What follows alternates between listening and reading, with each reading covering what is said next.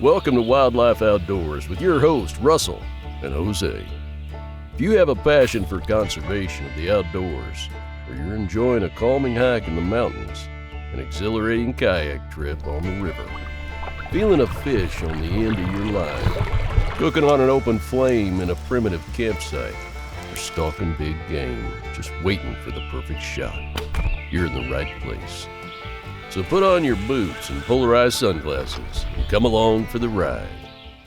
Welcome back to another episode of the Wildlife Outdoors podcast. Today should be a good one as we are joined today by Stephen Lonon. Stephen is the co-owner of Osage Creek Camps, and he's also a fly fishing and hunting guide in Arkansas. He's retired Army, and he is also the backcountry hunters and anglers Armed Forces Initiative chapter leader. Did I get that right? That was a mouthful. Yes, you did. But yeah, so welcome, Stephen. We're glad to have you on the podcast. Thanks, guys. Happy to be here. Found out about y'all through Rob McConnell, actually. Oh, yeah, Rob. Good dude, man. Yeah, he's a great dude. Yeah. Actually, he's the one who introduced, he texted me one day. He goes, hey, man, I got this friend. I think he'd be a great guy to have on the podcast. He just took to fly fishing, just got ate up by it. Now he's in Arkansas doing this and that. I was like, hey, yeah, dude, sounds awesome. And I reached out to Stephen, and this podcast has actually been a long time coming. It's just with all of our schedules, it's been hectic, but glad to say we're finally making it happen, man. So it should be a good one.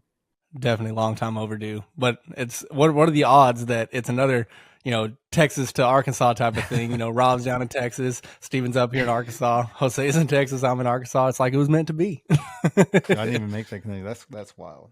I tell people all the time I'm a recovering Texan, but like it's something you can't ever recover from. You're not going to take my food from me. Like, I'm not budging on the food. Dude, you're not lying, man. I've heard that there's, good food up in Northwest Arkansas, and I've only been up there a few times, and that's, in comparison to Hot Springs, but it still doesn't even, hold a flame at all to Texas food in general. There's some good food, but it's not great. We've got a lot of good spots around here. There's just certain things that, like, I know I can make better myself, and I'm going to save money by making it myself anyway, so that's just stay at home, pull out the Weber, throw it up. So it is what it is. That just means I get exposure to other stuff too. Like, dude, comfort food, especially Southern comfort food. Dude, chicken fried steak, I'm there all day. My favorite place is actually 2 minutes outside of my neighborhood. It's a place called Workman's. It's a gas station, but they've got this little diner in there, and that, like, I'm sure y'all's moms are nice ladies, but that chicken fried steak is slapping mama good. Dude, I freaking love me some Southern comfort food. I was about to say, man. Top tier. If I have a long day, I want no fuss. That's where I'm going. Yeah. That's awesome. There's a place in Little Rock called Bobby D's that is some great comfort food. And their pepper sauce is great. Their greens are good. Their chicken fried steak is good. Their macaroni and cheese is freaking amazing. Dude, it's so good. If you're ever in Little Rock, you should check out Bobby D's. I'll check that out. I'm one of those stereotypical lactose intolerant people. There's certain things I'll make the sacrifice for. Good mac and cheese all the way, baby. You ever try a smoked mac and cheese? Dude, smoked mac and cheese is so good. It's bomb, man.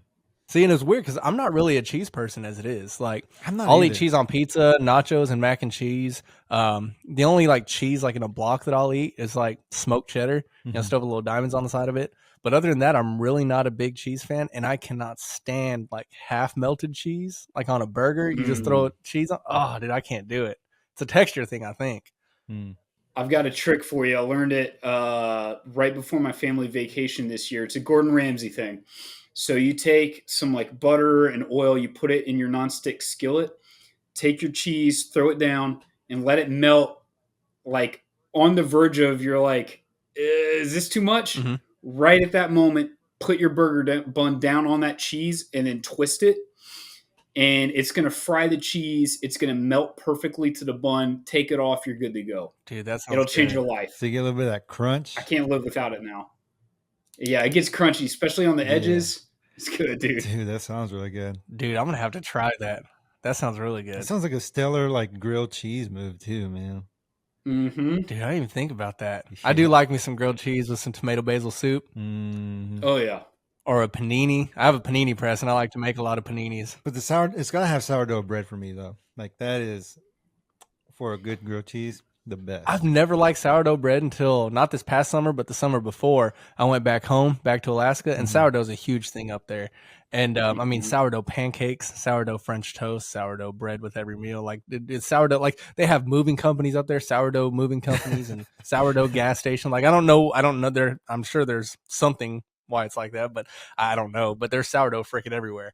And yeah, I started eating it in all these different foods, and I was like, I kind of like that, and I hated it before. Like I couldn't stand Schlotzsky's before. Dude, and that's my favorite, man. See, a lot of people were like, dude, Schlotzsky is so good, and I don't know, maybe it was a mental thing, but now I'm starting to get more into liking sourdough, so I might have to try grilled cheese with sourdough. Yeah, that's my favorite. Or like in the morning, eggs in the basket with some sourdough bread, lightly toasted, whatever. Oh yeah, dude, it's the best.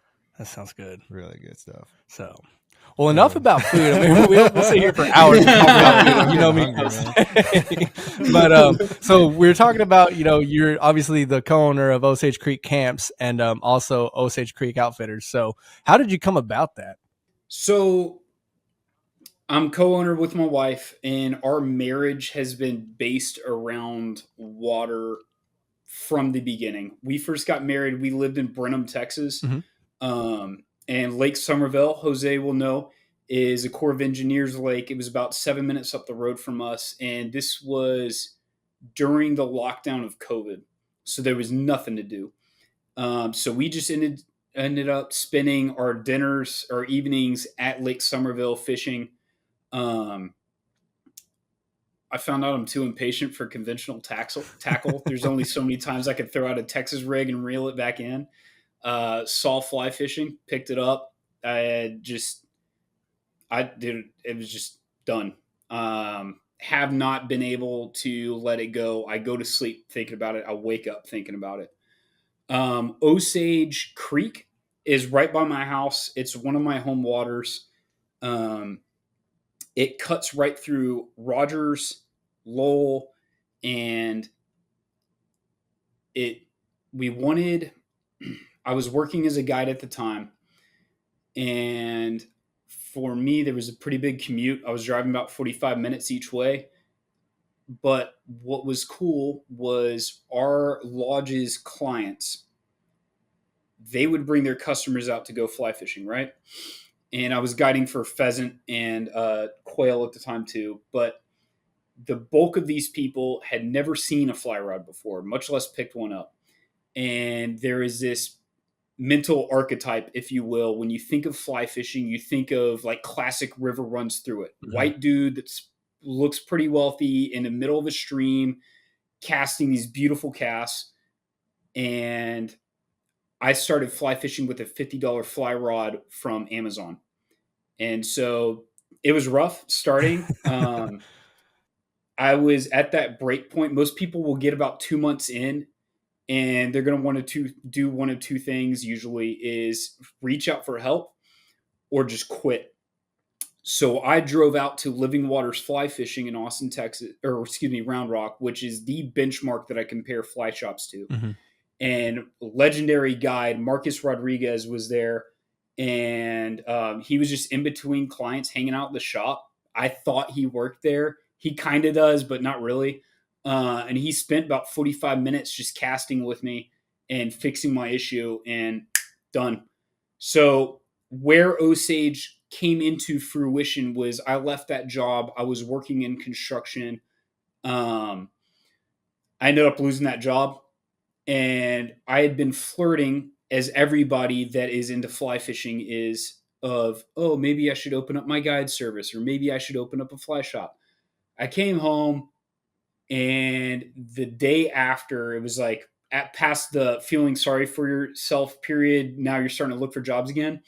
Caroline, my wife, pulls me aside and is like, hey, how many times are you going to say that you wish you opened up your own thing and just take this opportunity and go with it? So that was the push. My wife is awesome. So the skills that I learned from this lodge was that I am able to connect with people that are intimidated by this sport. I'm able to break it down in a way that is simple. I am able to identify common errors and use analogies and metaphors to help them fix the deal without getting frustrated. Um, so that translates naturally to teaching children how to fly fish. I see this often in different sports. Fathers will be trying to get their kids into something. The father is somewhat of an expert and gets frustrated by this child having issues with what they consider as basic, forgetting what it's like to be a total novice. Mm-hmm. And so the other factor is that I'm turning 34 in April. My time is going to come, dude. Like I'm going to be gone. These children are going to inherit the outdoors from us. And that's the void that I wanted to fill. That's where I wanted to make that connection. If we could teach these kids not just how to fly fish, but also to learn about native species, and we're not talking about just natives, we're talking about species that have been integrated into that sphere and have become naturalized. Mm-hmm. Plants, birds, everything. It's kind of like you have your home fishing spot, right? Like if you've got an afternoon to kill, you've got one spot that you like to go out. You go out and someone's trashed it, you get a little heated. Yeah. So if I could teach these kids the skills they need to just go out, enjoy the outdoors, and start identifying what's out there, how it all interacts, there's going to come a point in the coming years. We've got 36 people. This is official stats of moving to Arkansas a day. There's a lot of public land in Arkansas. It's one of my favorite parts about living here. I used to have to drive to the Sam Houston National Forest. That's how I met Rob. And here I have 7 within 35 minutes of my house. Housing is going to become an issue. Public land will start looking pretty appealing to housing officials that might want to sell it.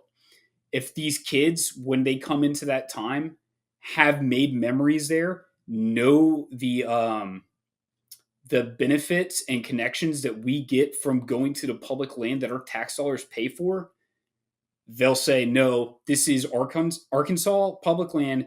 This is our public land. Let us keep making memories here with our families. So that's kind of the driving point behind Osage.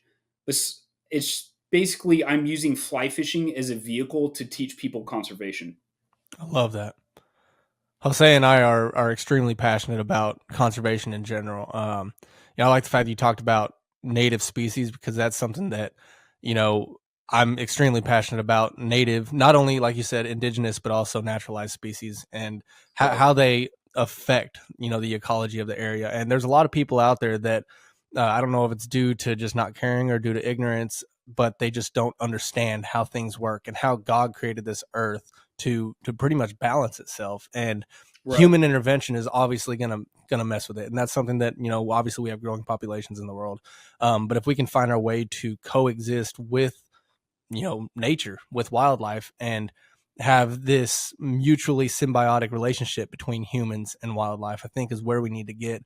And if there's a way that we can use our podcast as a vehicle, just like you're using fly fishing as a vehicle, to get that message across to the younger generation, I feel like that's a great thing that we could do. And that's kind of what our goal is. And we've talked about this previously with other guests about how our goal is to get all this information out to the younger generation. And it's awesome to see that I have seen younger generations out there. I was fishing Hot Spring Creek here in the middle of Hot Springs one day and saw this 14, 15-year-old kid out there trying to teach himself how to fly fish, just knee deep in a creek. And I was like, that is freaking awesome. Because like you said earlier, it's typically the stereotypical fly fisherman is, the wealthy white guy in his 60s out there with, thousands of dollars of gear, just out there making these casts. And that's not necessarily the case anymore. Obviously you're still going to have that, and especially if you're out there in your area, you go to the White River, you're going to see a lot of it. But there's a lot of times that I've seen people out there that you wouldn't expect to, for one, have a fly rod. They pull up in a truck blaring heavy metal music, and then they pull out a fly rod. You're like, yeah, it's my kind of guy. You just don't expect it. But it's freaking awesome. And I think, just like you said, if we could get that information out there on conservation, like, it can keep these resources for generations to come. Yeah, absolutely. Now I'd like to kick it to today's sponsor, Foretold Coffee Company.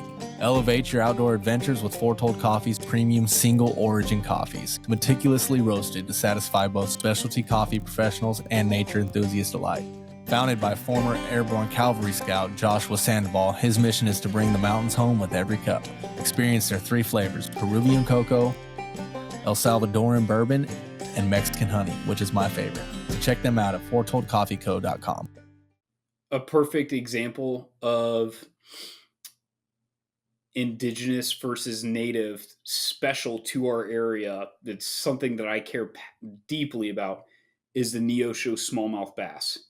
It is only found in the Illinois watershed, and it is a creek specialist. In fact, there are some taxonomists that are trying to move it from smallmouth bass and make it its own separate species. Oh, wow. Where it gets a little jumbled is Oklahoma stocked 10 killer with a northern strain of smallmouth in the 90s. 10 killer is a lake. And Illinois River feeds into that lake. So those smallmouth have moved into the Illinois and are starting to hybridize and cannibalize the Neosho smallmouth. Why is this important to me? Because, Jose, how much did Texas spend last year trying to save the Guadalupe bass? Millions. And so we have this hyper-specific creek specialist type of Neosho that you cannot find anywhere else in the world. But because of a tournament angler attitude and a nearsightedness, we are now putting this species at risk. And it is becoming harder and harder. A friend of mine, Casey Brewster, he's helping lead the phenotyping and genetic sequencing of the different strains of smallmouth in Arkansas. It's becoming harder and harder to identify Neosho versus the hybrids. In fact, at this point, you almost can't distinguish them physically. Oh, wow. The one thing that you can depend on is that, and this is something that's hurting the Neosho, they take a much longer time to mature. You are looking at 3 years in a northern strain smallmouth. They're going to be 4 or 5 pounds. 3 year on a Neosho, it's hardly pushing 2 in the most part. Yeah. So the effects of what we do can cost generations species. Oh, yeah. I see. Is the Neosho the same species that would be down in like the Washita River and stuff like that? Or do you know if that's a different species? They are creek specialists. They could be in there. They have become very well adapted to shallow water. So if the river is big enough that there's not a lot of crawfish in there, the Illinois River is a great example of this. Now, that's more of a silt thing that it can't sustain crawfish. But if it's big water, the Neosho, it's really not going to be in there. Yeah. Just because they are smaller. Yeah, the Washita River is pretty skinny water. It's basically a creek. And then there's a lot of times that I've caught smallmouth out there that I don't think that I've seen a smallmouth above 20 inches in there. And Right. They're fairly small. And I've caught them on, Little Mazarn Creek here in Hot Springs and a bunch of other little feeder creeks. So I wonder if it's the same species. Does Washita, is that a tributary to the Illinois River? I'm not 100% sure on that.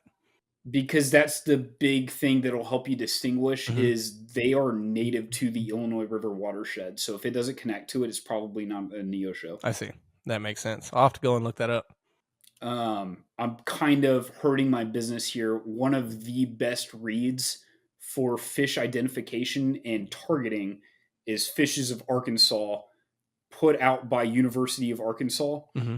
It will show you what watersheds fish live in, what kind of substrate or gravel they like to live in, what kind of flow they like, and then through the electrolysis testing, they pump the fish's stomachs and tell you the fish's contents. Oh, wow. So it makes choosing your lures and flies really easy. Dude, that's a pretty detailed That makes book. a lot of That's sense. crazy. Yeah. It's a textbook, dude. So be ready to buckle up for some reading. That's pretty sweet. That's freaking awesome, though. Sounds like I need to go pick that up. Yeah, I love chasing smallmouth. And I remember the first time that I caught a smallmouth, I didn't even know it was a smallmouth. And I was up here, it was right after I moved here. So I moved here, it seems like probably, close to the same time you did. I moved here 5 years ago, maybe. It was during the COVID time or right before COVID. And so I moved up here and was out there fishing, and I caught this little bass, and I was catching a lot of little spots, a little spotted bass and largemouth bass. And I was like, that looks like a funny looking bass. I was like, I like the markings on it, and threw it back. And I always take pictures of stuff, and I took a picture of it. And I was like, that is not a largemouth. That's a freaking smallmouth. It was the first smallmouth I'd ever caught. It was pretty exciting. That's awesome, man. Yeah. And then I took Jose to get his first smallmouth over on the Buffalo. Yeah. Little like 8-incher, but man. I was a Buffalo, man. It is either awesome or perilous. Dude, it was the rough. way I would describe yeah, our go was pretty rough. The weather was supposed to be good. The wind's supposed to be not that great, like warm days, all that stuff. When we got there at night, so we just set up camp. I mean, we just kind of hung out and stuff, took some photos of the Milky Way and things. Next morning, wake up and that night it got pretty freaking cold. Like it got cold. And we didn't really have the right gear either. Like we didn't have any sinking lines or anything like that. And that stretch is pretty deep. But we were like, well, I mean, we're already here. Let's just fish it. Let's see what happens. And we tried. The wind started ripping. I mean, Russell was anchored down and it was blowing him upstream. It was a mess, dude. So, I mean, casting was just dang near impossible. It was a rough day, but it was beautiful, man. I saw quite a few fish, just couldn't really get them to eat. I caught 2, I think, that day. But they were gorgeous. The colors on those guys are unreal. Saw a huge smallmouth buffalo. I assume it was a smallmouth buffalo. That thing was massive. It was a fun float, a beautiful float, and we've been talking about going again. This time a little more prepared, but yeah, our first go was pretty rough. Yeah, we got back to our campsite and our tent was like all mangled and there was like random logs and rocks tied to it. And I was like, what happened? And then a guy come walking over from the campsite next to us. He said, y'all stuff was flying away. And we literally had a 120 quart cooler inside and the wind was blowing it. Like, I mean, it was it was like over 30, 35 mile per hour wind gust and just terrorizing everything. But I mean, it was gorgeous, like he said, and it was a blast. We had a great time, but we need to go again. And it was weird because we did, I believe it was Tyler Bend down, and we hit a lot of shallow spots, but the spots that had water were holes, deep holes, and we just couldn't get down to the fish. So something that can help you all out in a pinch with that is if you don't have the sink tip or you forget it, most stores will have a product from Rio. I'm sure the competitors have something as well. It's called VersaLeader, and it will help you drop. So they'll have the sink rate measured on the package, and you can throw that on and get a little extra oomph in your sink. Good to know. Good to know. Yeah, I think I've seen something like that before. Oh, you have? Yeah. The last time I went to, so Buffalo and I have a bad history. I've had 1 successful float. I have 2 unsuccessful. This phone is bricked because of my last Bayou or Buffalo outing. I use a boat paddleboard. I use their bug slinger, so it's kind of set up for fly fishing. Thing's awesome. But I dropped anchor and the flow rate was just unreal. I had seen a log maybe 10 yards upstream, and I thought that I would have time to catch before that. Anchor snagged the log. I high-sided, dumped everything. It was just a garage sale on the river, and I haven't been back since. I've been staying in some more tranquil waters, except for the Illinois. That is a beast. Really? The Illinois is a beast of a float. We have a canoe. It's an Osage canoe, and it's like 17 feet. It's aluminum. We went out there for a backcountry hunters and anglers event, and it had just rained. I felt like I was on the bobsled team, just no control, just along for the ride, hoping we make it. And my dog Max is terrified of canoes now. Because we slammed in that, I'm convinced, every single boulder and tree stump that was available to slam into. And I didn't even get any fish. So not a good trip for me. Yeah, I didn't get 1 fish on the Buffalo. So I've had very few trips that I've gotten skunked because I'm that guy. It's like, if I'm not catching anything, I'm going to throw the smallest fly I have and catch a green sunfish or something, And I couldn't even do that on the Buffalo. It was a rough trip as well. I'm big on one sunfish over getting skunked. Oh, You yeah. Yep. just got to get a point on the Got to board, get man. something, man. Have you ever done the Tot? No, I have not. Dude, that is such a gorgeous river. I've been once. We went a couple weeks ago. I'm actually releasing a YouTube video on it Wednesday. So today's Monday. By the time this episode comes out for you viewers, the YouTube video will be out. Go check it out, Wildlife Outdoors on YouTube. But yeah, I did a little travel video. I went camping with my girlfriend out there at the Tot, and the water is this like perfect blue teal, just, I mean, gorgeous color. The water itself is, I mean, crystal clear. There's smallmouth galore out there, but it hits like class 4 rapids sometimes. So we didn't float it. We camped it and backpacked it, but I would like to float it at some point, but it's not very pressured for fishing because of the rapids. So, but yeah, dude, I want to go bad. Let me ask y'all something about the Texan to Arkansas experience, because I'm trying to figure out if this is universal. Were you surprised when people invited you out on your first float trip to find out that they were using kayaks and canoes, not inner tubes? I've never been invited out on a float trip. I don't have very many friends here in Arkansas. No, I've gone out with a few guys, but they preface it with, "Hey, we're going kayak fishing." But yeah, Okay. no, I've never been invited to go out floating, recreational floating here before. So yeah, I haven't experienced that, but I have noticed that there's a lot more kayaks and canoes than there are. Is that a thing for you, Stephen? Yeah, man, doing the New Braunfels float, going up to green, grabbing an inner tube, just floating down. That's what I assumed was up here, and then they were like, "Oh yeah, we're using rafts and kayaks." And I was like, "What kind of water are we floating on, dude?" Yeah. Interesting. Dude, I remember one time I was in Georgia and I got invited to go tubing, and they were going snow tubing. And of course it was wintertime. And so when I got invited, I was just like, I'm not going to go tubing in the wintertime. I mean, it wasn't cold, but there were some higher elevation spots there, I guess. And it got down to, freezing temperatures. And they're like, yeah, we're going to go tubing. And I was like, y'all are crazy. And then they like show up all bundled up. And I'm like, oh, y'all don't mean on the river. I felt like an idiot. Tubing means a little different whenever in places where it doesn't snow. Right. I do miss tubing though. I haven't been tubing in years. Although there's a spot here on the Washita River, from Remmel Dam at the bottom of Lake Catherine to Whitewater. There's a nice tube float that they do recreational tubing there. Is that where and we I've went done with it Joe? once on a kayak. Yeah, that's where we went with Joe. Yeah. And dude, there's bald eagles everywhere. The float's not bad at all. They do recreational flow because they generate from the dam. So you can do it in 3 to 4 hours. It's not a bad trip at all. So with Osage Creek camps, where did you get the name from? Because obviously the Osage Indians are up in that area, right? Right. It's the Osage Creek. I see. That's where I got the inspiration from. I wanted something I wasn't joking about like the recovering Texan. We moved up here to become naturalized. I see. I grew up here. My dad's best friend was from Fayetteville. So as a child, I would come up here pretty often. And I love deeply Arkansas. And so between the Indians and the Creek, it was an easy sell for me. Everything about us is Arkansan. Even on my logo design, the fly right here, that is a Dave Whitlock red squirrel nymph. Nice. So I wanted everything to be the real deal. That's awesome. So you grew up in Arkansas? I grew up in Texas, but I grew up coming to Arkansas. Oh, okay. I see.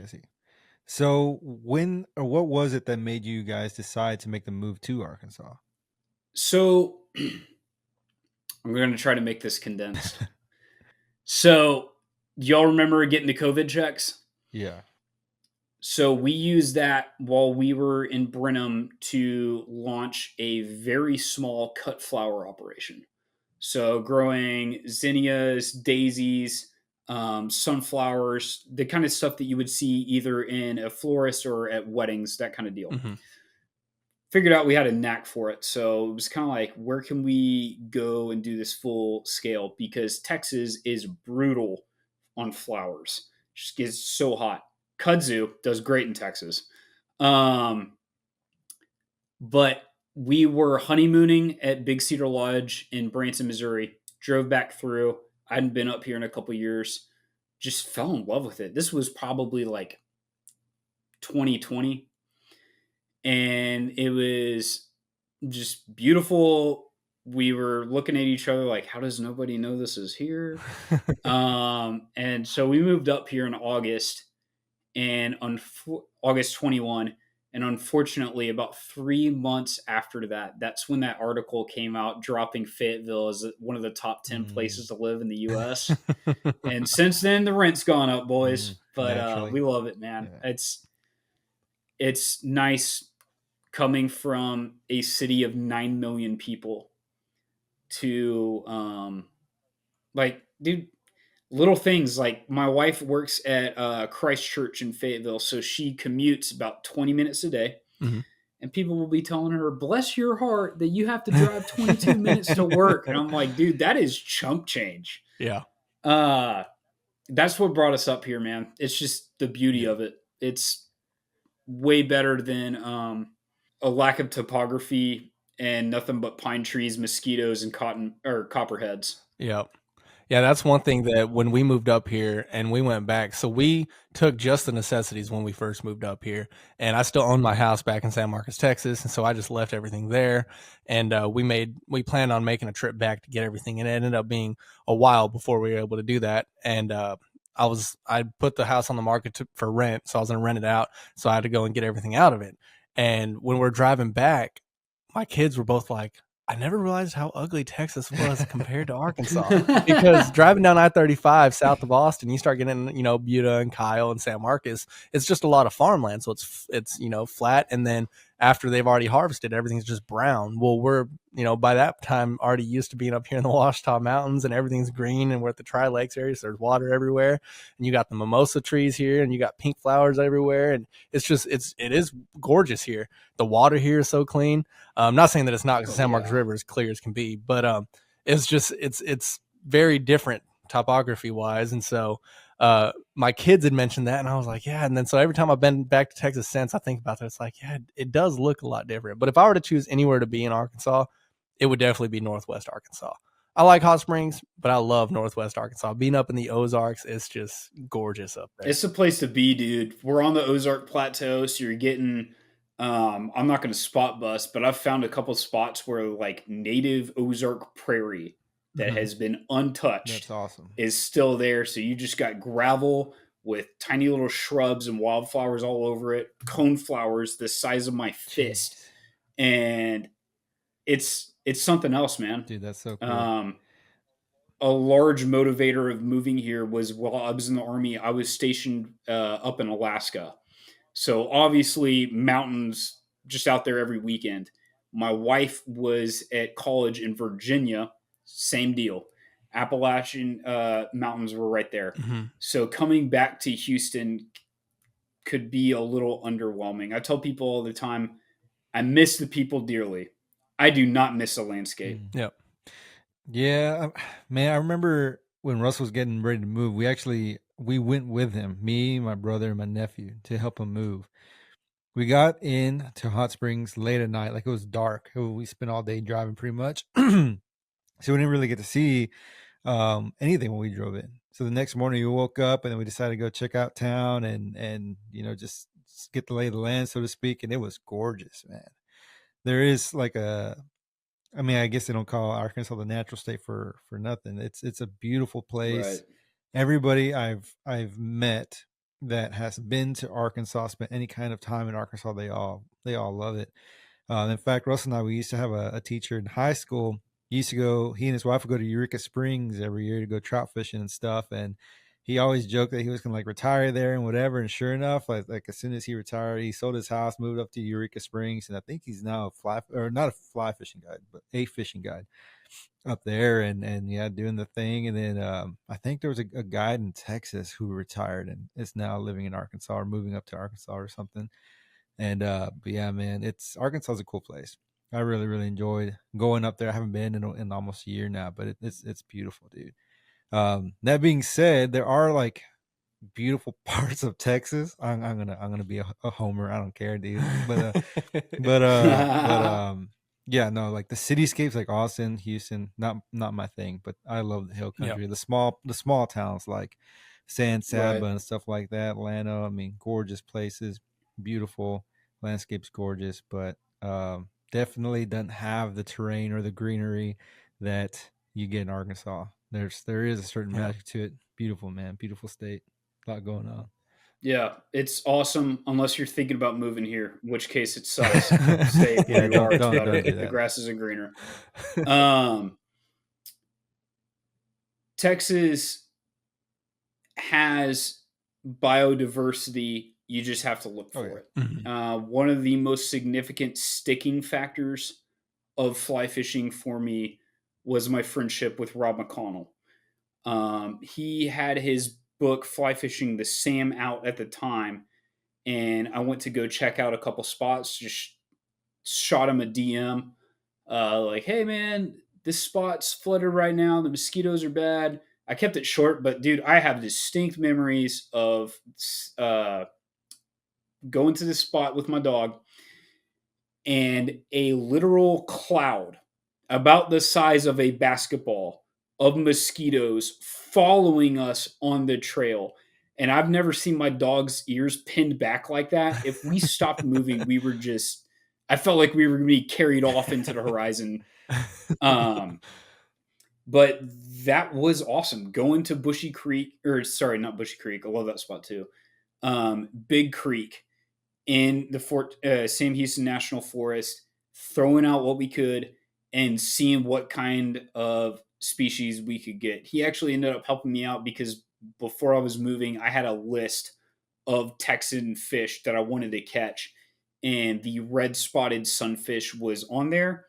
It's only in South Texas in the San Jacinto watershed, so you have to go to a very specific spot in Sam Houston. We were out there the full day. He caught some like warmouth that he was geeking out on. If you ever want to get Robert geeked and mess with him a little bit, just tell him you saw a pickerel. He's going to go nuts. He'll spend like 45 minutes walking in around the same spot trying to find it. But we pulled it, and it was maybe that red spotted sunfish was maybe an inch and a half. But that thing was the most beautiful fish in the world to me, dude, because I worked so freaking hard. It was like 3 or 4 outings trying to get this fish. Yeah, that's nuts.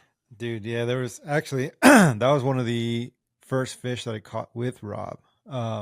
So me, my roommate, my buddy, Xavier, during COVID, we didn't have a whole lot going on, and we were just fishing locally, like some spots, like ponds and things. But they got kind of old. And then I somehow stumbled upon the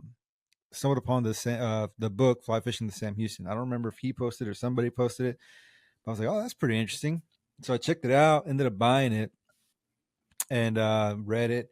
And we actually went to the San Jack. That was fairly close to us. And he and I went out there. We just explored a very small portion of it, caught some fish, but nothing crazy. And we went back, and then we just posted something on Instagram. Rob got in contact with us, and he invited us to go back out with him, and he was going to show us around. So we did, and that trip that we did, the first trip that we did with Rob, I ended up catching a super small red spotted, like maybe like that, like an inch. And but I had no idea what it was. I was like, because we had caught long ear and some other panfish, but nothing looked like that. I was like, what is this? It just looked different. And then Rob got super stoked. He goes, dude, I think it's a red spot. And he got like super, super excited about this little 1-inch fish sitting in the basket of the net. And it was so small. We took the fly out of its mouth and just slipped through one of the holes, and it was gone. So we couldn't even get a picture of it. But yeah, those things are so beautiful, man. And Sam Houston, I've mentioned this before in other episodes. It's a really, really cool little fishery that people don't really know about. And Right. yeah, man, the spotted bass in that creek are a lot of fun. I mean, it's just a really cool place. It's awesome because you have a wide range. You have streams in Sam Houston that are maybe 3 feet wide. And then you have what is almost big water at other parts too. And you're pulling out everything from warmouth to long ear, red spotted sunfish, channel catfish, bass, two different kinds of bass, actually. The spot is awesome. It is awesome. I've man. never been. I need to make a trip over there. Next time you come to Texas, dude. No, I need to for sure. So, Stephen, you left Brenham to go to Arkansas. Correct. But you mentioned that you like got into fly fishing kind of during the COVID time. So, like, how how did you see it, or how did you get introduced to it, and what was it about it that like you just got like so ate up by it, and you were like, all right, I got to do something with this at some point? So I want to state that I am a Mad River Outfitters student. That was my guiding hand, Me as too. y'all know. Yeah, that's right. That's right. Shout out to Brian Fleshig. Absolutely. For me, it was just we didn't have a boat, so I'm bank fishing. There's this one really sweet spot on Lake Somerville on the private side where there's kind of an inlet and fish will get pushed in. There's a ton of reeds, and that's kind of like the secluded spot. The deer will come out to that area because there's a lot of cover, and the wind will push all the fish up that way. But I got bored of the Texas rig and just wanted something that, frankly, I could do with my hands because I can't sit still. So I don't remember what made me think of fly fishing. It was just that I was an online student. I was getting my GI Bill, so I had a little spending money. $50 for a buy-in. Let's give it a shot. And dude, it's just, I mean, you guys get it. All fly fishers will get it. Yep. There is something about it that is charming. It is a connection. I think the way I've best explained it is once you're confident in your casting, right? So you're no longer frustrated 24/7. You are still focusing on your casting when you're competent, and it becomes almost like a form of active meditation. Yep. You have to tune everything else out. If you get distracted in the middle of the cast, you make a small error, you are going to be rewarded by a tree or a slap on the water, and you're busting your spot. So I think that was the appeal for me, was what can be the stillness and being present that comes with fly fishing. I think that was the ultimate draw. Past that, I didn't know anybody that fly fished. Come to find out, about 6 months later, I was just casually bringing up to my grandfather that I fly fish. He's an OG.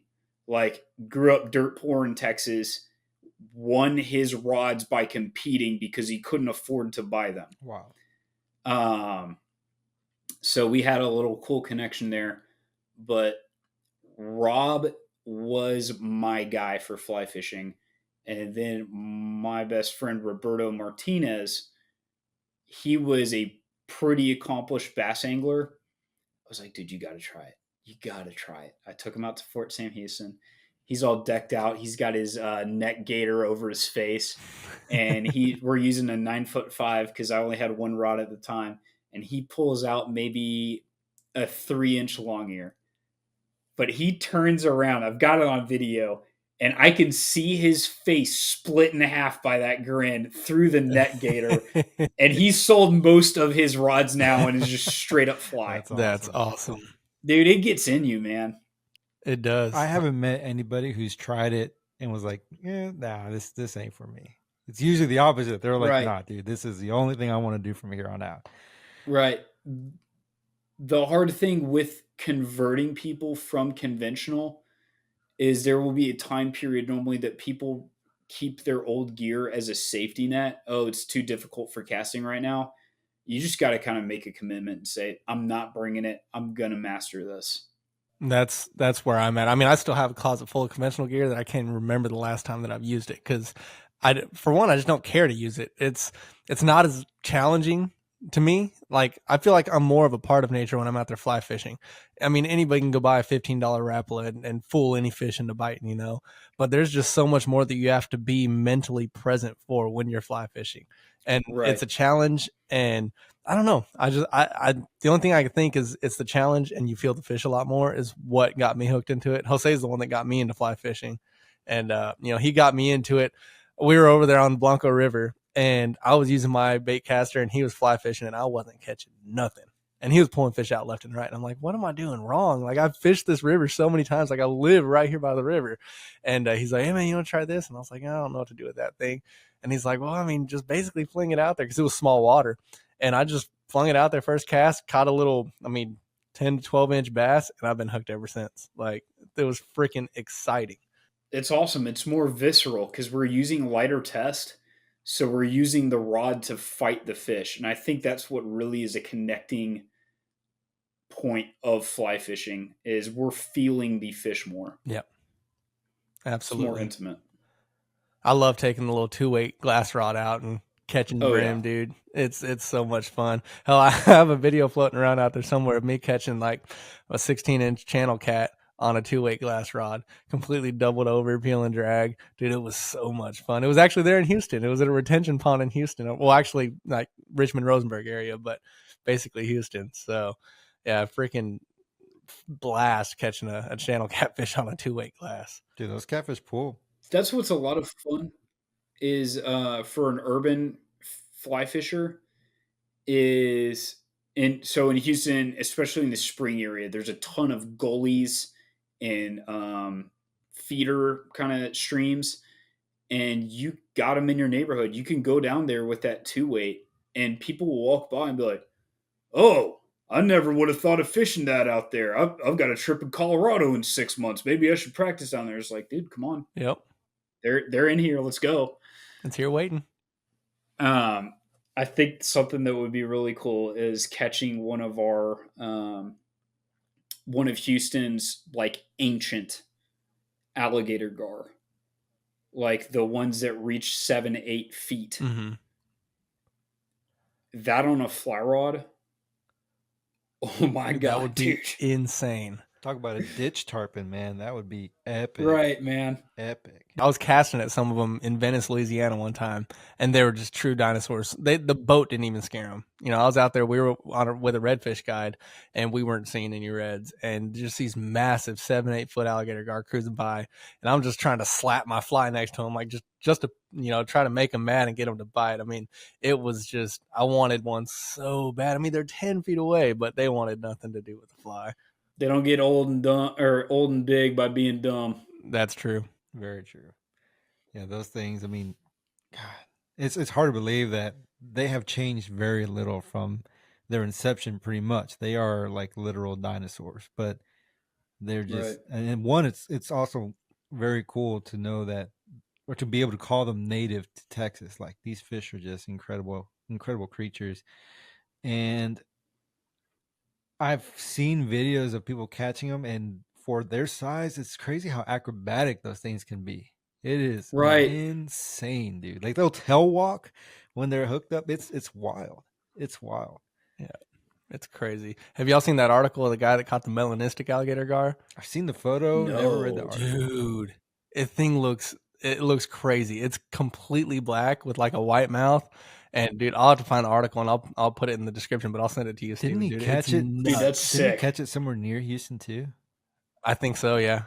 Yeah. He caught it in Texas. I know that guy caught that 80-year-old, 180 something pound gar in Houston. Really? It looked like it was Tice. I don't know if they ever released it, but it looked like, Cypress Creek. It looked like he caught it in Cypress Creek. Wow. That's crazy.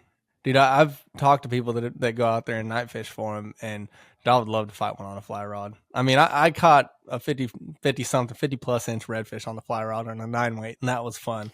But I just feel like a freaking 7-8 foot alligator gar would fight much more than that. Dude, I've hooked so many gar. I have yet to land one. Not just alligator. I think mainly spotted. I've never hooked an alligator, but yeah, their mouths are so hard. I've just never been able to get a good hook set and keep them on for longer than probably like a minute. They've been giving me so much trouble. That's a fish I want to catch too. Just in general, I don't care what kind of gar it is. I just want to catch one. Same. We have a bunch of spotted gar here that are right behind my apartment that I need to get on. But dude, was it you that was telling me, Jose, that you were talking to somebody that said put a small trailer hook? Yeah, I can't remember who it was I was talking to, or if I read it or whatever, but they would tie almost like a 2-fly, right? But they would hide like a little stinger hook, like a size 8 or size 10 in the back of the fly, and they have more success with that than a traditional hook, I guess, because it's smaller hooks penetrate better because it's more like smaller surface area and all that stuff, and they're really sharp. Than a bigger hook that you actually have to apply more force to break in to get penetration. But yeah, they did that because I told him, I was like, look, I don't like I understand yarn flies are effective, but I don't want to do that. I don't like the idea of it. And he's like, yeah, dude, give it a shot. Just tie in like a little size 8, size 10 stinger hook, and dude, you should be able to catch them with that. I never have. Yeah, I've yet to do it. Well, I got probably 2-3 more months till they come back, and I'm gonna have to definitely try that out. So, but Steven, so you were talking about you were stationed in Alaska. What part of Alaska were you stationed at? I was stationed in Anchorage, Alaska, at Joint Base Elmendorf Richardson. Nice. It was awesome. I loved my time there. I still can't believe that for 5 years I got paid to live in Alaska. That's awesome. I like Anchorage. Did you get to do some fishing while you're up there? So it's one of my biggest regrets in life, Jose. Thank you for bringing that up to me. Is that I did not know how to hunt or fish at that point in my life. So I will be looking on those years fondly with all of my backpacking and rock climbing, and I did some ultralight stuff too. Now I'm too old for that; my joints hurt. But nope, no fishing or hunting. So you're a fishing and hunting guide. How, like, when did you pick that up? The fishing and the hunting. Like, what? I guess I have two questions. Like, when? Like, what was it that made you? Like, when did you pick it up? But also, what was it that made you decide to kind of get into that? So at this point, on the hunting guide has kind of taken a hiatus. That just really is. I'm taking my friends out with me if they're inexperienced, and I'll help them set up and kind of deal, and just say, set up on this tree, wait for this, don't shoot it if it has this. Um, I came to Arkansas. I was working construction for a while, labor. I ended up having shoulder reconstruction surgery because of the the injury that terminated my Army career.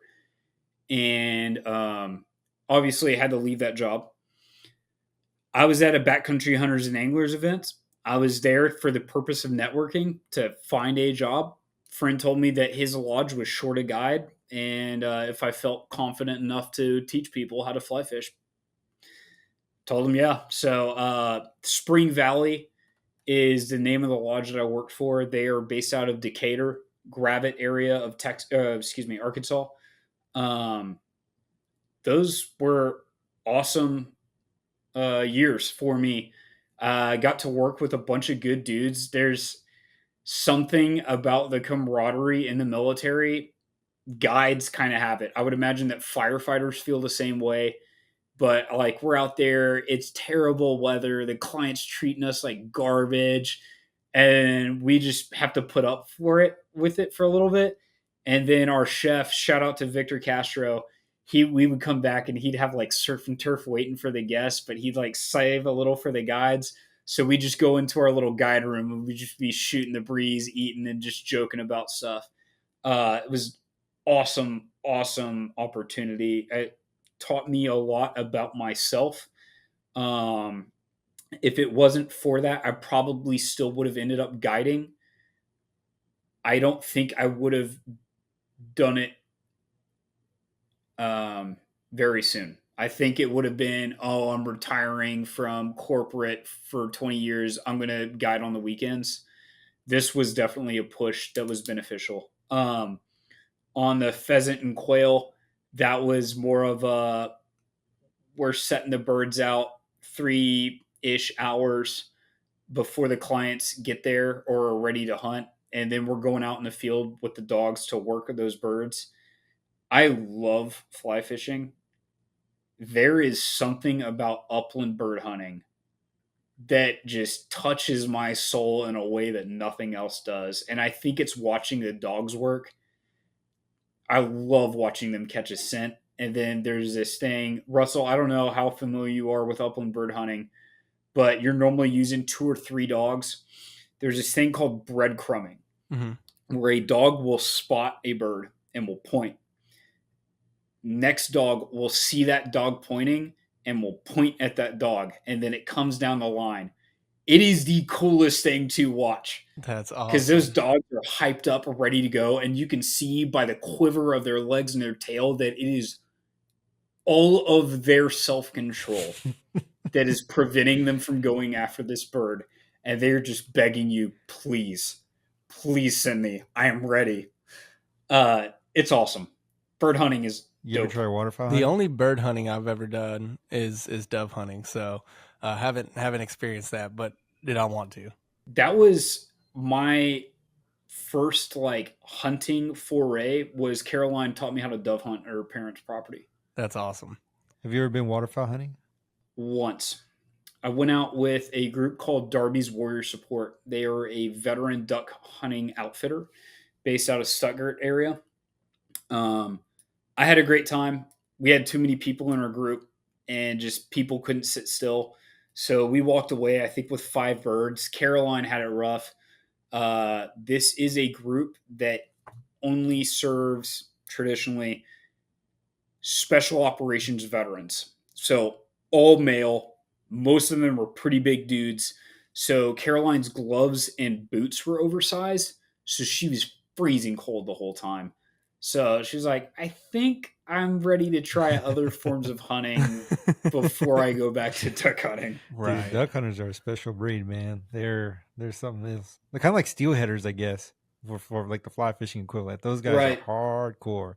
Duck hunters the same. The worse the weather, the better for them. But yeah, I myself, I've never been upland bird hunting like for pheasants or quail. I feel like I would love it.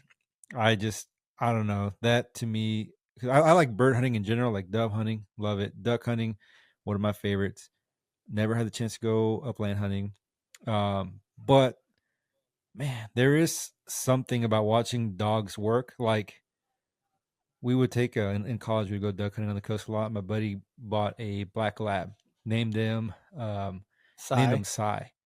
And after the Duck Dynasty Of good, course. and he taught him how to retrieve and all that stuff. And dude, watching that dog, like, because I mean that's what labs are for. They're retrievers, right? But watching them to Right. like fulfill their purpose and like how much joy it brings them to do so, it's just incredible, man. Like whenever we'd get ready, like my buddy would go in the room, come out with his gun case, dude. That dog would just like, all right, it's time to go. He'd be waiting by the door, dude, shaking like he was ready. It was so awesome to watch him. Great dog. And but yeah, so I can see what you mean, Stephen. Like that, just I've never seen upland bird dogs work, but I feel like that'd be just one of the coolest things to watch. It is great because they're running through the Milo. So the Milo is like 4, 5, 6 feet tall, and they're like jumping like kangaroos, trying to get their nose out to catch the scent.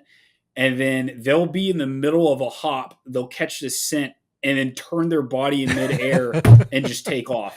It's awesome. It's kind of funny looking. Dude, That's so cool. I will say, although I got into bow hunting last year. I love that. Squirrel hunting is always going to be my number one. Really? I love squirrel hunting. Small game is great. Squirrel is something else, dude. That's the pinnacle for me. Never tried that. Did you ever hunt squirrels with Rob? No, I did not. He was talking about him. He likes squirrel hunting down there in Sam Houston. He's my guy for squirrel tips. I found out. I don't know if I should talk to a lawyer about before I say this. We were living in the suburbs of Houston, kind of low income neighborhood. We had 2 orange trees in the back of the house that we were renting from, and squirrels. So in Texas, we have nothing but fox squirrels. There's some like gray squirrels in the north, but it's all fox. They were coming through and just destroying our orange trees. At first, it was kind of cute. It was almost cartoonish. They'd come up under an orange and they'd sit on their butt and then like reach their hands up, grab it, and then peel it like Bugs Bunny eating corn cob style, like the peels flipping over their shoulder. And then once they had the orange opened up a little bit, they would just take their head and just shove it in the hole of the orange and just eat it that way. So for a while, it was kind of cute. Then I realized I went from like 300 oranges to maybe like 20. And I tried a lot of different options. I tried setting out traps. Turns out I'm just not a good trapper. Yelling at them, letting the dog out, throwing rocks at them. And I was going to keep my oranges one way or the other. So I just pulled out my 22 and I just started popping them from the back door.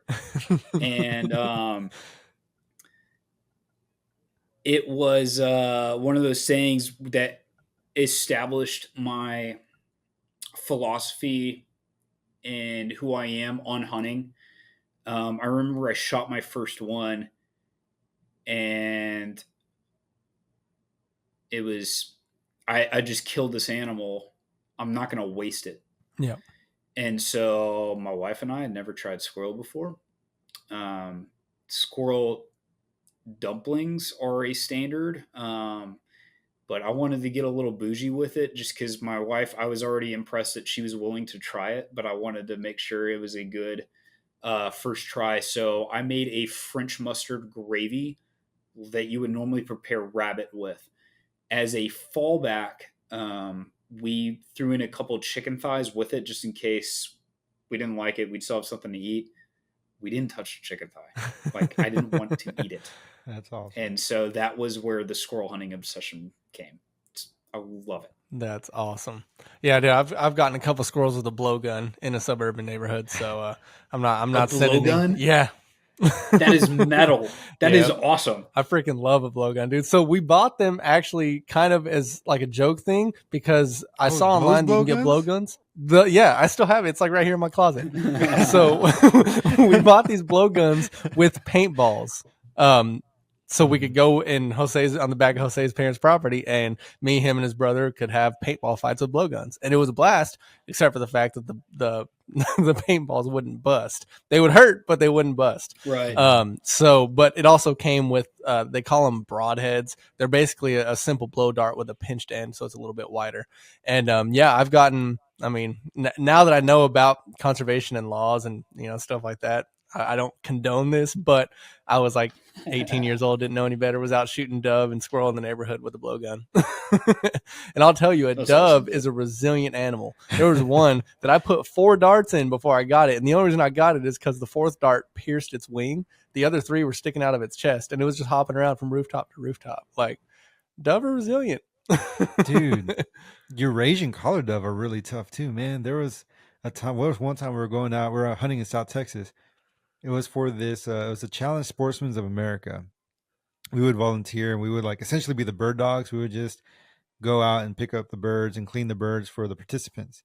But every now and again, you'll get a participant who they didn't care. They just want to have a good time. So they would like look at us like, hey, hunt with me. We're like, all right, cool. So I didn't have a gun, but this guy was like, I got an extra one. It was a little Yieldy's 20 gauge.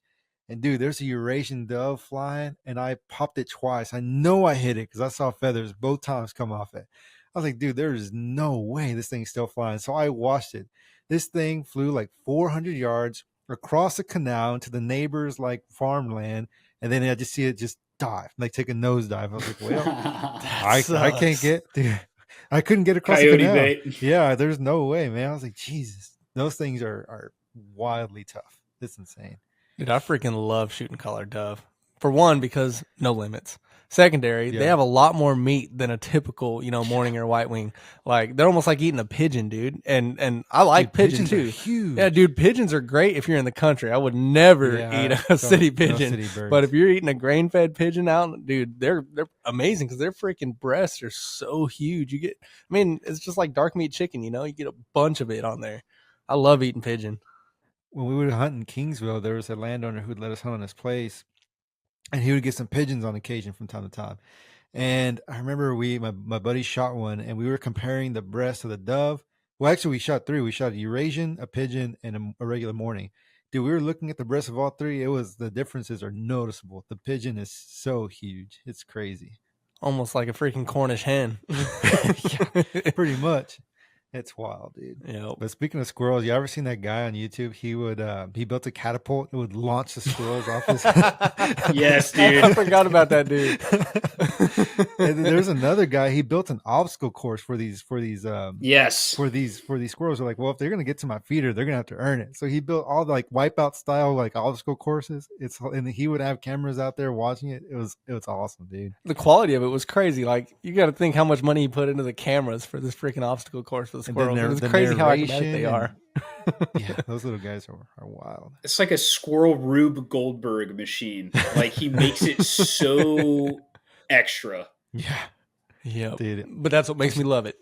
It should be its own like Netflix special, man. It was great. I would, dude. Absolutely, that is a streaming service that I would pay for. Dude, heck Squirrel shenanigans and catapults. Well, it's like that. You ever seen that or heard of that bear competition up in Alaska?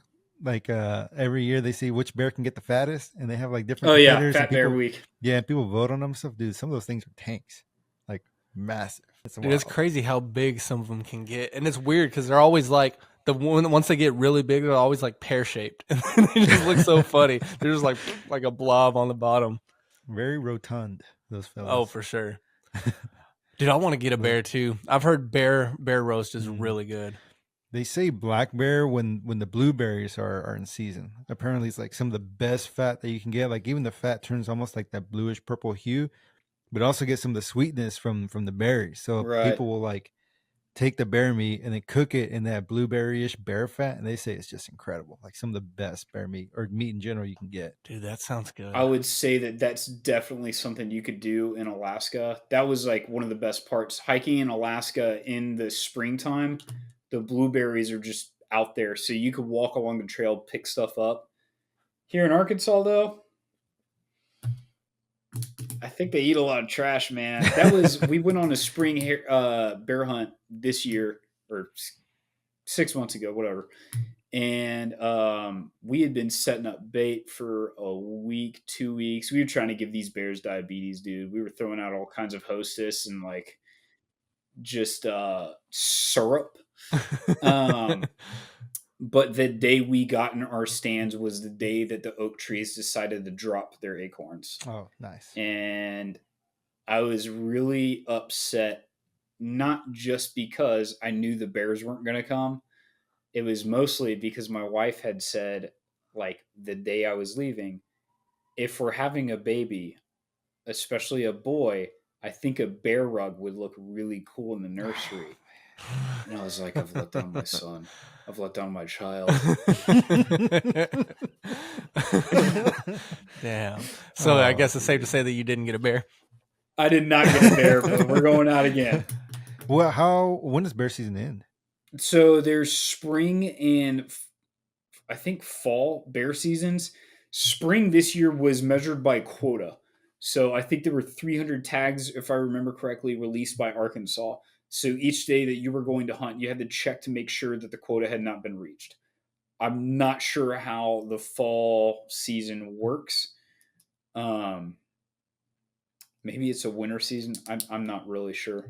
Interesting. That was my first foray into bear hunting. I see. Going like can you do? Is it like archery or general? Like you can kind of use whatever. The spring one was archery only. Gotcha. If I'm remembering correctly, I'm pretty sure it took a long time for the quota to be filled. So it actually bled into muzzleloader season for a bear. But the spring one's definitely archery only. Dude, that would be exhilarating to go freaking archery hunting for a bear. Granted, black bears different than brown bears and grizzlies and whatnot, but nonetheless, it's still a freaking bear. It's close quarters. Right. Is trichinosis in the black bears bad up there in Arkansas? I mean, it's present, but think about it this way. Trichinosis is present in pork too. That's true.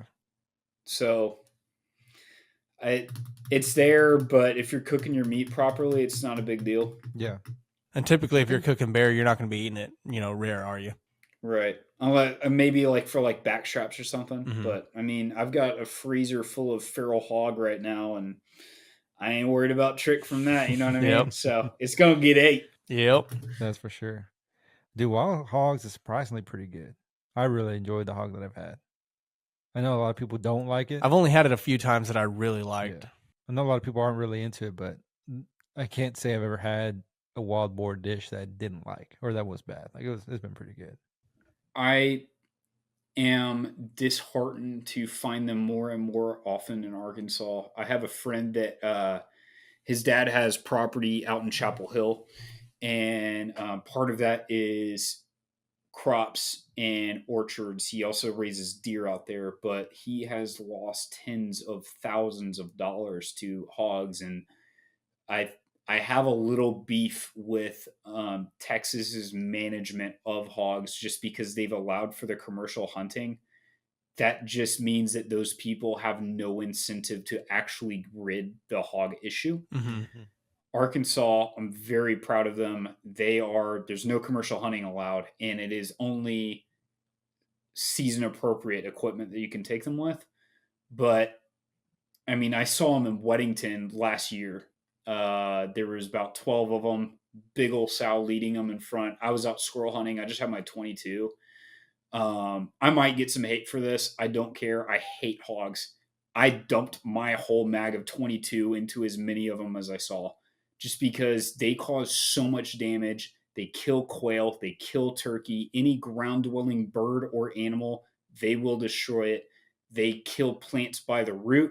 It is irreparable damage that they cause.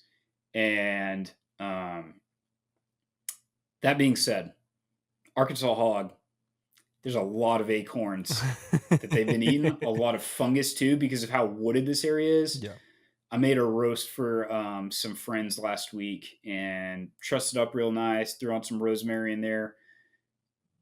Dude, it's good. It's like nutty, earthy, savory meat. Was that the one that you sent or showed Russell and I? That's the one I sent that picture of. Dude, Yeah. that one looked really good. I was like, It did. So you're like a chef in that home. Like you can throw down. Your boy can cook. I'm not a chef, but I know my way in the kitchen. Was that something that you did before getting into hunting and fishing, or was that like something that was while I was in Alaska? My first winter up there, I spent restoring a truck, and then my second winter, I had gotten into snowboarding, but there was a time where I went without a vehicle, so I couldn't drive out to Alyeska, which was about an hour and 15 minutes away to snowboard. So that was right about the time where I had my first shoulder injury. Someone leaked all of Gordon Ramsay's educational videos onto YouTube, and so that winter, I just stayed inside and learned to cook. I love it. That's awesome. Cooking is probably my favorite way to serve people. Like that is the peak for me, is getting to find out what someone's favorite food is and then make it for them and then just watch the reaction. Because food is something human, right? Mm-hmm. But we have emotions and memories tied to sense and taste. Mm-hmm. And that's what I love about it, is I can cook you this dish that reminds you of your childhood or a significant part of your life. I love being able to do that. But dude, it's like one of the few things that, regardless of where you're from, food is integral in like celebrations. Whenever your child is born, gets a promotion, Right. wedding, whatever, you celebrate with good food, drinks, good company. When someone passes or something sad happens, usually there's some food there for for yourselves and for your loved ones. And then, like, even when we were talking at the beginning of this episode, comfort food, man, things that, like, maybe when you're feeling a little homesick, you want a little taste of, like, something that reminds you of your mom's cooking or whatever. Oh yeah. Like, dude, it's just, food is incredibly tied into the human experience. And yeah, Russell is probably one of the best cooks I know. I can tell, Stephen, that you know your way around the kitchen. I don't think I'm that good of a cook, but I do enjoy it just because it's like, for me, it's just kind of a way to decompress a little distraction, whatever.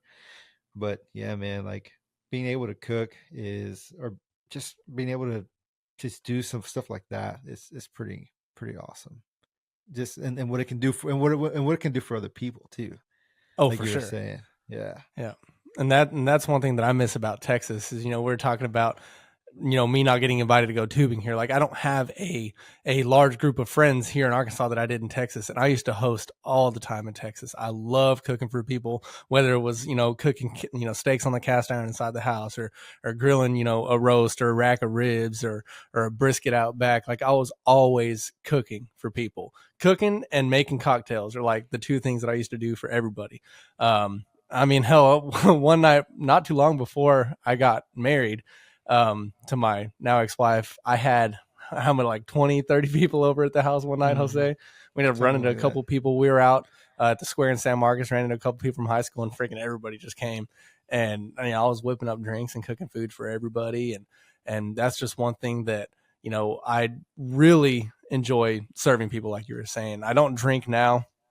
I might have a beer here and there, but I don't drink now. But cooking is something that I miss doing for people. And, like you said, it's a part of the human experience, and everybody has to eat. So being able to cook something up that's going to give people emotions, it is special. So was cooking something that also made the idea of hunting and fishing more appealing to you, Stephen? Yes. The nose to tail philosophy is something I really like. Got into making my own tallow. I just like having control.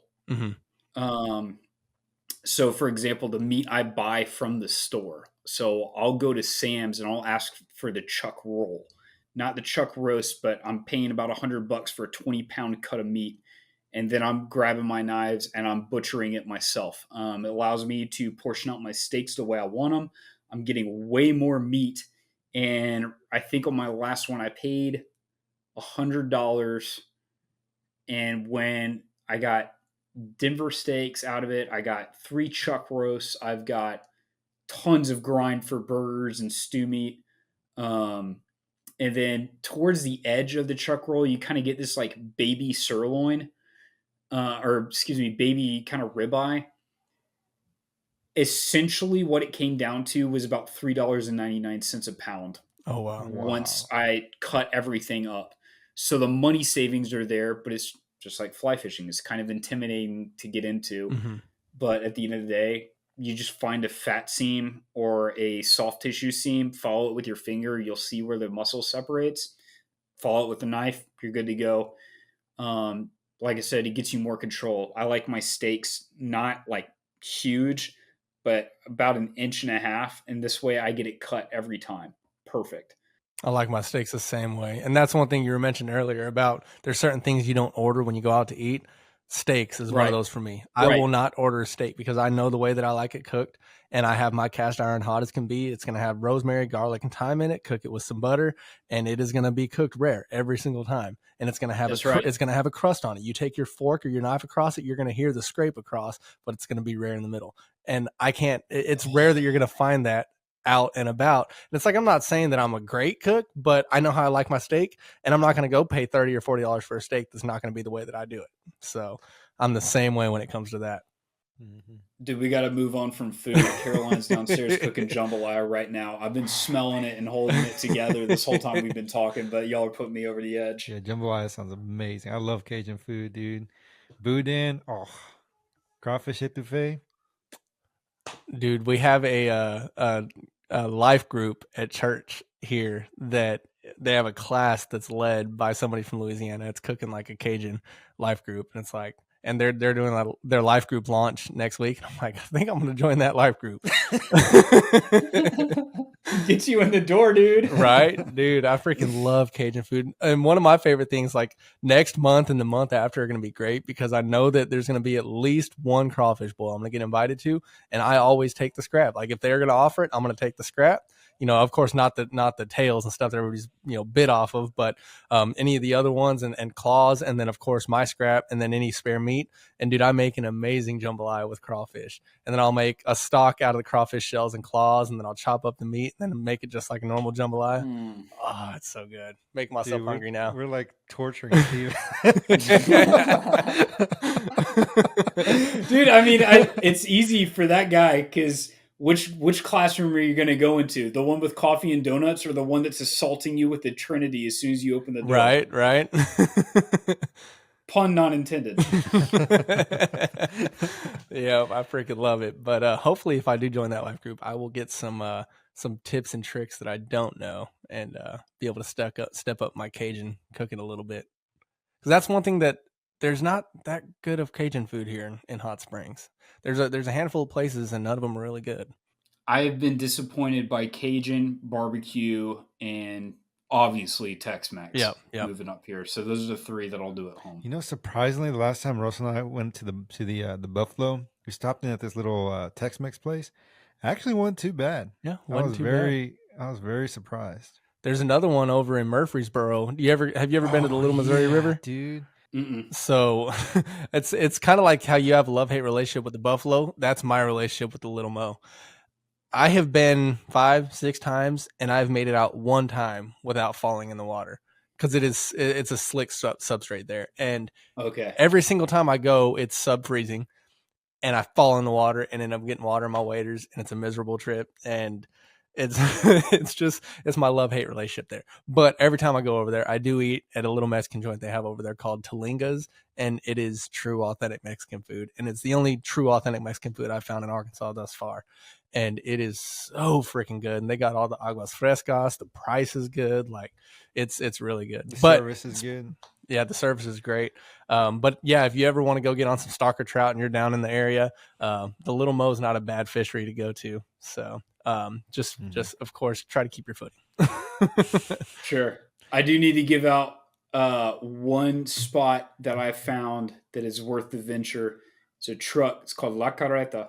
It's in Lowell, and it is the real deal. You're paying like $6 for 3 tacos. It's on a paper plate with aluminum foil on top. Sounds legit already. Got to pay extra for the rice and beans, but it's worth it every time. Dude, I'm just too hungry. We gotta eat before we do the podcast from now on, man. Or better yet, we could do one in person and we can just cook before it. Dude, that'd be sweet. Potluck style. Don't play with me like that. Don't play with me. Come on. Dude, we gotta make it happen, man. We do for sure. We've never had an in-person podcast interview with anybody yet. We've been trying to figure out how we can do it.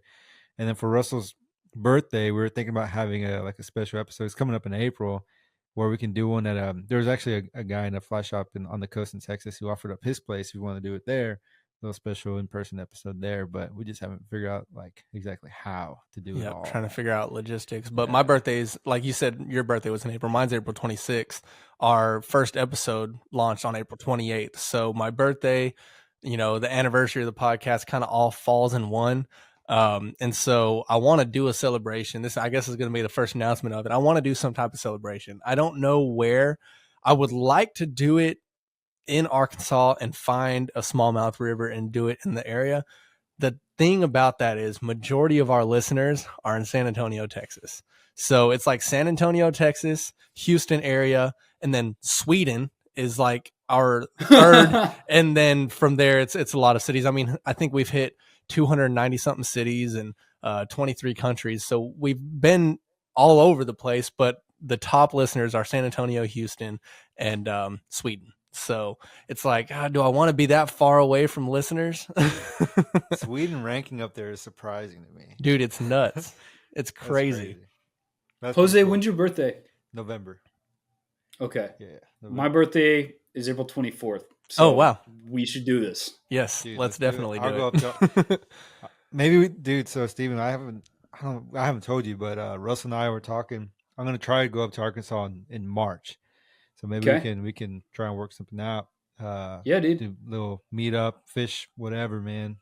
Oh yeah, little cook off, little catch. I mean, y'all can cook. I'll sorry, that's not sporting amongst fly anglers. We can catch stuff and then go to the grocery store and cook stuff that we purchase. Cook sounds better. See, I'm not the typical fly angler. I do believe in responsible harvesting. So, I mean, if we're going to catch something and we're going to harvest it responsibly, then let's do it. In fact, I did a catch and cook video. I haven't even started editing it yet, but it was stalker trout here in Hot Springs, and took my girlfriend out. She's into hiking and backpacking and stuff and camping, but she hates fishing, and she's gone with me a couple times. But we caught up some rainbow trout and cooked them up, and just right there on the side of the river. I mean, from the time that I hooked it to the time that it was in the pan was less than 5 minutes. And all I did was salt and butter and just on the fire there.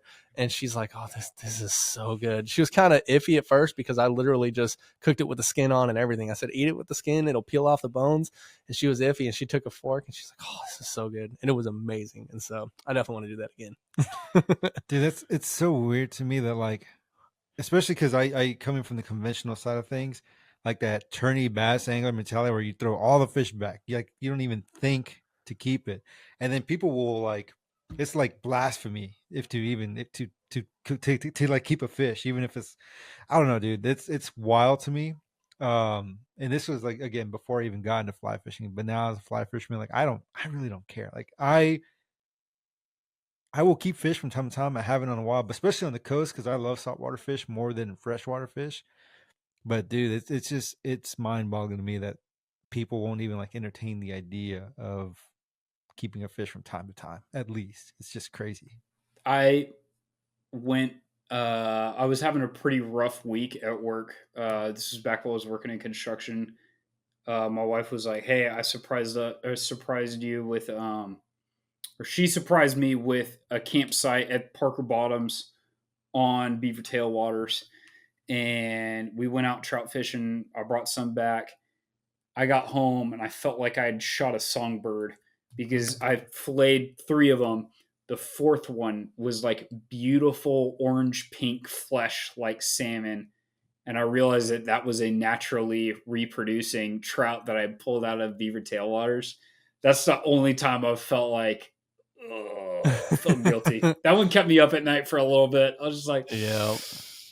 Some of them do hurt. Like, I kept a spotted sea trout that was around 23 inches, which is, I mean, those take a long time to grow to big sizes, and usually it's the ones that are over like 18 inches that are typically going to be female. And so I was like, I feel kind of bad about this one, but it tasted good. I didn't like, I'm going to just let it go to waste. So it is what it is, but it just means that for the future, I can be more cognizant and be a bit more selective about what I do keep and don't keep. But yeah. And majority of the time that I've kept fish is mainly if, I didn't set the hook soon enough or improper hook set, whether it's in the gill or anything like that, and it's not going to make it anyways. I would much rather me harvest it than just throw it back in, and it's going to die regardless. So it's just having respect for wildlife. But it's seems like we're all pretty much on the same page with that one. Yeah. So, I mean, yeah, like, I think we're all catch and release fishermen, but we won't turn our noses to keeping one every now and again. Exactly. So, but we're coming up on about an hour and a half, which is typically where we try to keep our episodes at. So, is there anything else that you want to talk about with your businesses or any shameless plugs before we end it? Yeah, I felt like I was pretty proud of us for making an hour without talking about food before we got back to it. Osage Creek Camps, we service kids age 8 to 18. I say 8-ish on that because if there are younger siblings involved, if I've got 1 or 2 kids from the same family, the older kid can normally keep a younger kid in line. I've taught kids successfully as young as 4, but it wasn't fun.